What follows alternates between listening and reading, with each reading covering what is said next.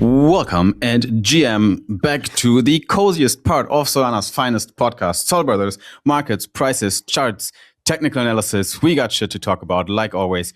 Eno, welcome to the show. How you doing, my friend? I'm doing pretty good, man. How are you doing? Not too bad. We just nuked in the markets last night, so that was interesting. It was my night. It was probably for other people still daytime, but the US future markets opened with a splash. And right now it looks interesting right now, and there's reasons for it. So we're going to cover some of these reasons.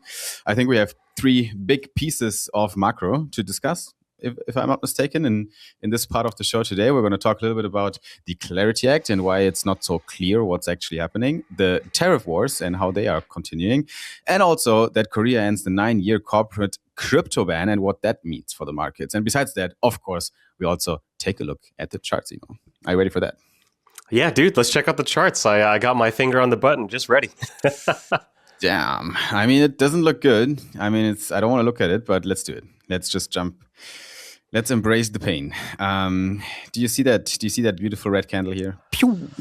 I don't know if beautiful is the word that I'd use to describe that, but yeah. That's crazy. That is like just a easy 8-9% dump in less than an hour. Basically in 1 hour, right?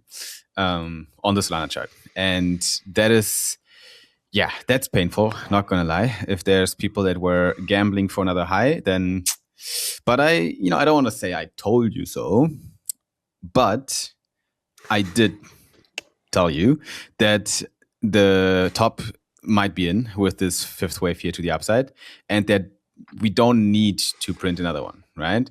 There was another 1-2 setup forming, right? Technically. So if let's just forget about that red candle here in the markets from last night and see here, yeah, like it crushed a little bit through the 0.618, like basically this level here. But that retracement right here, like this move, could have been a 1-2 setup, and then we could have seen one more 3, right? And then 4, 5. And then we could have completed this thing. But I think we're already done with this completion. And I don't know if you remember, but I hope you do, because if you don't, then nobody is probably listening to me here. But I was referring to this move to the upside as a corrective move into a resistance zone that is between $140 and $200, approximately, plus minus 10. And we kind of tapped into that resistance zone already, right here. We didn't go too far in, but we did tap into it, and we necessarily don't need another high to retrace lower, right? And that was basically this A, B, C in yellow that followed after this decline that we saw basically starting last year in October. And that decline was the third wave in my analysis, and it's still the third wave right now. Everything checks out still. I don't need to change that wave count. The yellow 3 down here is still relevant, and right now we're in this fourth wave to the upside. And inside that fourth wave, it was an A, B, C, right? And then the C wave might be over. So actually everything here that is labeled the fifth wave of the internal fifth wave, the C wave of the corrective force structure, and then the larger fourth wave, they're all might be complete with that push here. And now this is a pretty clear indicator that some sort of resistance was broken here. I can remove those fib levels because it looks like we're going down. And if this is an impulse, then it must be some sort of third wave to the downside. So I guess it's a 1, 2, 3. And right now we're going to consolidate. Right now we're going to, whenever it's every time the same. Whenever there's a huge flush or a huge pump, such a candle, right? Then the market is in indecision. And people are like, okay, what's going to happen next? That's a typical fourth wave, 1, 2, 3, 4. And now we're going to bounce off a little bit around here until the trend continues. And if that trend continues, we're going down. So I think it is not definitely, it is a higher probability right now and not unrealistic that we will certainly go maybe retest those lows here and maybe even do one more final flush, because that would be that fifth wave here that's on the chart already since weeks or months right now. And the quicker we see that dump here, the quicker we can go up again. That's basically why I'm not that sad about it. Obviously, we all like our backs to pump, but I'd rather have one big more flush right now than going sideways in some weird triangle structure for like 6 months or longer, because that's one of these boring ass bear markets where prices just move between $140 and $180 for half a year, and nothing really happens, right? I'd rather have a flush. Then we can talk about some shit, and we have a lot of material because the head of comedy at the US government did some funny things again, talking about Trump. And that's great. If he's done fucking around, we might, go up again at some point. Lots to unpack. So, where shall we continue with this? There's a lot of things to double tap on here, actually, when it comes to politics and macro and the economy.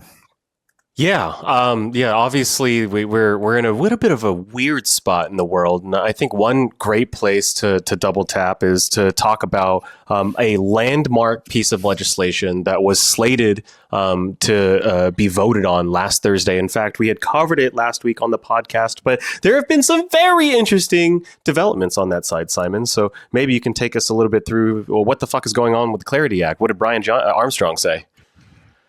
Yeah, Brian Johnson. So Brian Armstrong is right now not a huge fan of the current state of the Clarity Act. When we covered the Clarity Act last time, it was literally 3 days before the Senate was about to get together, and have a discussion, basically initiate the next steps for the Clarity Act, with everything figured out. That didn't happen. They pushed it because there were pieces inside of that paper that didn't give the proponents of that paper the courage to actually sit together, because they thought, okay, we're not going to find a conclusion. We need to change things up. It's not realistic right now to do this. So they basically decided to postpone it again to the end of January. That's my latest date. I don't know if it changed, but right now it's around the 27th of January is the next meeting to be held about that topic. And Brian Armstrong, who's one of the, let's say, at least it looks like he's fighting for the crypto community with his interests in mind and our interests in mind, our best interests, which hopefully are not the same than what the banks want from this. He says that there's too much in there that is actually against what we stand for in this industry. And there's a few bullet points here that he lists. A de facto ban on tokenized equities, which is, well, I mean, we want to tokenize the shit out of the world, so that's not so good. DeFi prohibitions, also very not good, because we don't want unlimited access to our financial records. It's basically, we're not upgrading the system, we're degrading it with that when it comes to user privacy and permissionlessness. Erosion of the CFTC's authority, stifling innovation and making it subservient to the SEC. Also probably not what we want. Draft amendments that would kill rewards on stablecoins, allowing banks to ban their competition. We also don't want that. We want stablecoins that are actually financial innovation, that will, bake a yield into the vehicle, that are new, that are more permissionless, that give consumers the exposure to yield that they deserve without having to go through the banks and basically give them the largest chunk of the beta here, right? Yeah, he's not the only person in the ecosystem who has concerns with this bill. Obviously, I've been waiting for this post a long time. I remember right before the Clarity Act was about to, go up for a vote, there was a surprising lack of posts. We looked for them on the show. That showed the other side. We were quite skeptical about what exactly was in the bill. Some people just called it the stablecoin bill, but it was more than that. It was clear that they were trying to regulate us out of oblivion. And Aaron Day has this wonderful summary post talking about all the different provisions in the Clarity Act that, in my opinion, make it a non-starter. So you've already covered a lot of these, but just to very briefly summarize, we have mandatory trade surveillance, universal registration, full disclosure to the state, mandatory government custodians. DeFi obviously is going to become permissioned, meaning that you have to ask for permission before you can build stuff. What the fuck? And your data goes global, right? So just goes to show that, like, you read in between the lines, and the government is clearly trying to do a lot more than just put prohibitions on yield-bearing stablecoins. They really are trying to get full visibility into what every American citizen does with their money. And one of the basic rights that Americans have is the right to privacy. So I think that this piece of legislation, as written, is a non-starter. Who actually wins? David laid it out here as well in this post. Who's this bill good for, the way it looks right now? What is his opinion? Yeah, I mean, he says that he's a lot more skeptical of God damn it, not Brian Johnson, Brian Armstrong than the rest of us. I think that Brian is, he's mercenary, but at the same time, like I think at his heart, he really is a little bit cypherpunk. And so, but he does claim that Coinbase gets a regulatory moat. Chainalysis gets permanent government contracts to basically audit all of your shit. And BlackRock and Wall Street get clear on-ramps while DeFi gets strangled in the crib. I think he's chosen the least favorable interpretation and certainly if that legislation were to pass, there would be winners and losers, and the losers would be us. But it seems like more like this bill was heavily influenced by the banks as well as the American government's own neuroticism around their ability to track how their citizens spend their money. Yeah. Let's see. It's a tough fight, man, because unfortunately, a lot of people are in it for the wrong reasons. They just want personal gain, and if their tokens pump, they're happy. So if the Clarity X makes our tokens pump because it brings, which is realistic actually, right? Even in that form right now, it could pump the tokens because it will mean larger players have access to it and can come into it. So it might pump our tokens, but at the same time, it diminishes all the things we fought for and the values we fought for as a crypto industry, especially through phases like Operation Choke Point, where they tried it before more aggressively and more obvious to stifle down crypto. It was literally a bank alliance, against crypto, and it was very obvious. And together with the SEC, they said we're just gonna kill the thing before it grows, and then we're going to move on with our lives. There's a lot of good people fighting for the cause, and I think right now I feel like we might lose our strength because a lot of people stop giving a shit. And they're like, okay, whatever pumps our packs, push it through. So this is where I also want to shout out to people like Aaron. Maybe you can quickly share, if you still have it open, the website I think that he built that is linked in his tweet. I recall there was a website that he actually put together where people can go to basically just get a TLDR of the Clarity Act, which is like a 200-300 page paper. No one wants to read that.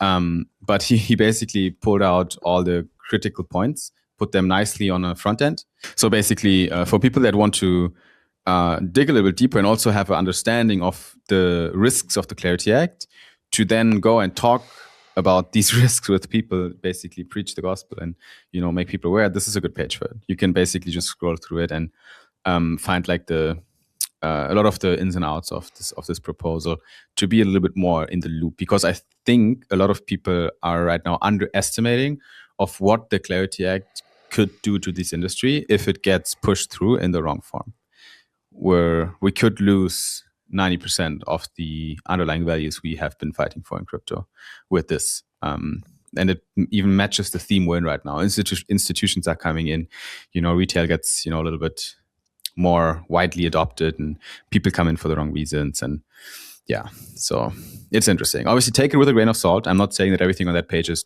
truth, right? Seek your own truth, compare it with other sources, make up your own mind. But it's for people that want to get the critical view on the Clarity Act. It's a good place to start. Yeah. And obviously we have the excellent reporting from a woman named Eleanor Terrett to thank. So I'm just going to pull that up real quick. She obviously has done some really good work reporting what's been going on with the Clarity Act. So thank you very much, Eleanor. I know that she had a little bit of a spat with Brian Johnson.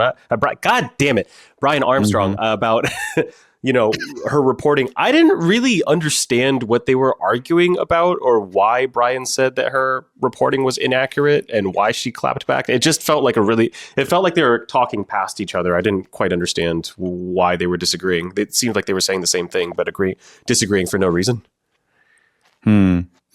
Yeah, I think it was based on one of the tweets that she put out recently, a different one, where she said something about Coinbase, that they might be wrong with something. She said that they would withdraw their support with the bill as written, which is 100% true. That's exactly what he said.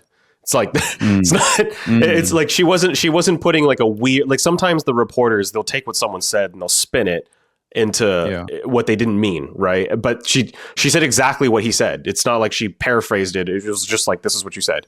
And he's all like, well, that's not exactly what I said. It's like, well, okay, well, why are we disagreeing here? Yeah, but anyway, like Eleanor is, I think, one of the more active people as well, fighting for and around the Clarity Act. So definitely another good source if you want to stay in the loop of what's happening there. And also, we are going to cover it more in the next days and weeks, the closer we approach decision times. But that hasn't been everything that went down in the past couple of days, So Clarity Act postponed. What else do we got? Yeah, no, we also have this beautiful, long... I know for a fact that Donald Trump did not write this. It's too many words for him. But he wants to buy Denmark, take it by force. I was really surprised to learn more about the details of who owns Greenland. That was a little bit surprising. The U.S. government actually does have a contract with Denmark that was negotiated after World War II. They technically can, take over Greenland if they wanted to. They could buy it for a certain price. So that's was a little bit surprising, Yeah, I guess from a legal perspective. One of the reasons why he is so aggressive with it, because I think if there would be zero chance, I think even his, brain would say, okay, let's not even try it. But I think he kind of knows that he can.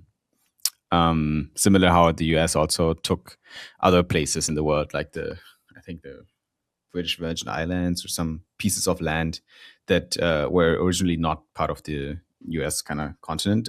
They also kind of took control over some of these places. At some point, they just bought them. And I think he's just trying to do the same right now.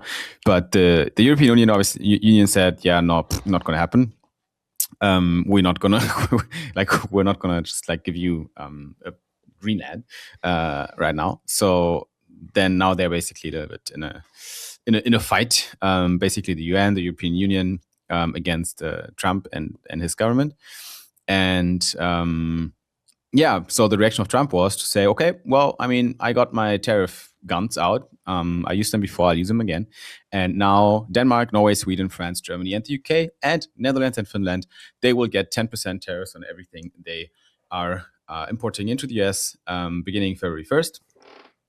And then the tariffs will be increased to 25% beginning of June 1st, more than double than what it is right now, if there is no deal between his kind of plan or his committee and the European Union when it comes to Greenland.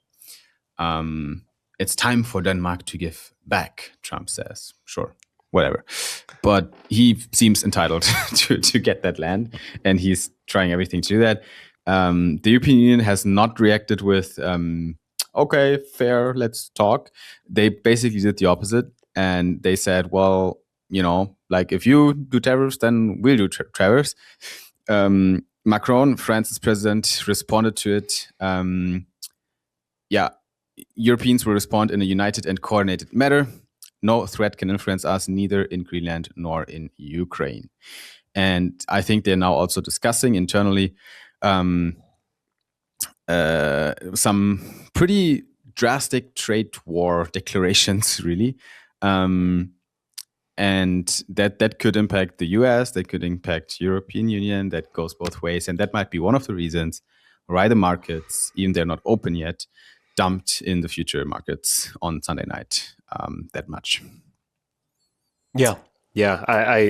It's so weird. Like he's going to war against our allies, economic warfare against our allies. Our allies are responding with, and honestly, I think the US has the upper hand here for I mean, not just because of the military, but let's just talk about the economic battlefront, right? It's like the Europeans can never agree on anything. So, I mean, hey, if they're able to, maybe this is what they need. Maybe this is what they need, a common enemy. Maybe. I mean, the news is calling it, or the mainstream media is calling it, the bazooka option. So they are currently negotiating what the bazooka option looks like on the European side, but that would require them to actually make decisions, and that's a little bit hard for so many different stakeholders to come to agreement. They also sent NATO troops into Greenland, which was quite an aggressive move on Europe's part. But hey, if you're trying to protect your turf, that's exactly how you do it. You'd send boots on the ground.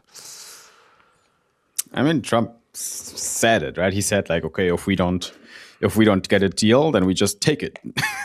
And it, what are you doing? That if the president of the United States says that, I think as the European Union, you kind of have to at least symbolically show your people that you're there. It's the least you can do. Yeah. But yeah, no one really wants this, by the way, isn't it? Like no one.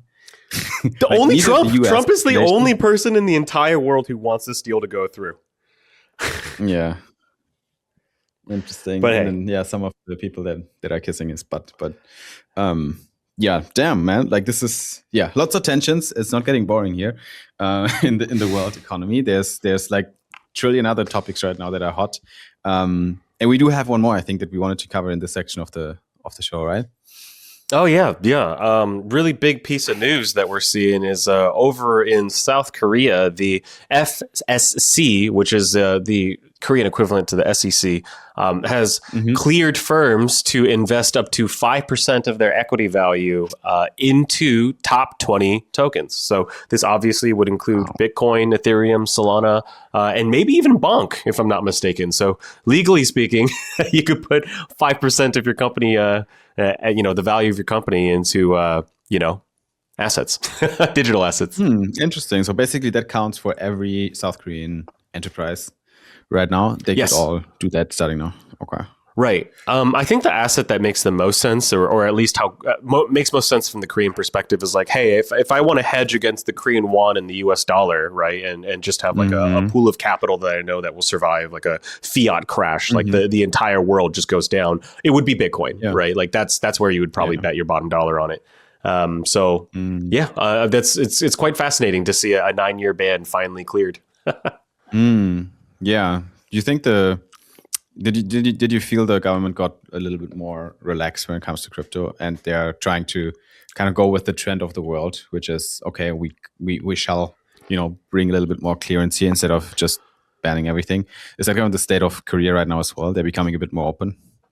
Yeah, Korea is definitely becoming more open. I think that stablecoin legislation has actually helped pave the way, ironically. Because the whole reason for the entire Korean government and the financial apparatus here has rejected crypto is because of a stablecoin, UST. Terra Luna crash was obviously started by a South Korean citizen. Some people believe he's from Montenegro, or at least he thinks he does. He bought a passport from there. But yeah. When he got caught and sent to jail, he was holding a fake Montenegrin passport. Fake as well. Hell yeah. Yeah. It's all a movie. Kind of like this is how it feels like. 100%. Crazy what went on back then. But yeah, I believe this impacted South Korea as well. Like that was not good for crypto when that happened. No, not at all. All right, so I think that wraps up seems like we're over the hill. Oh, sorry. Yep. It does wrap it up. I think we covered it all. This was the macro and TA section of Sol Brothers. So if you want to learn all about prices and where prices might move next and what's happening in the world, then watch these clips. But if you want to get the TLDR and latest news on the Solana ecosystem, then we also got some content for that, because we're covering on a weekly basis, on a bi-weekly basis actually, all the latest happenings on Solana. And that is a separate video from this one. So thank you so much for watching here, but make sure to check out the other clips on YouTube as well. Give us a subscribe, and we'll see you at the next one. Thank you so much. See ya.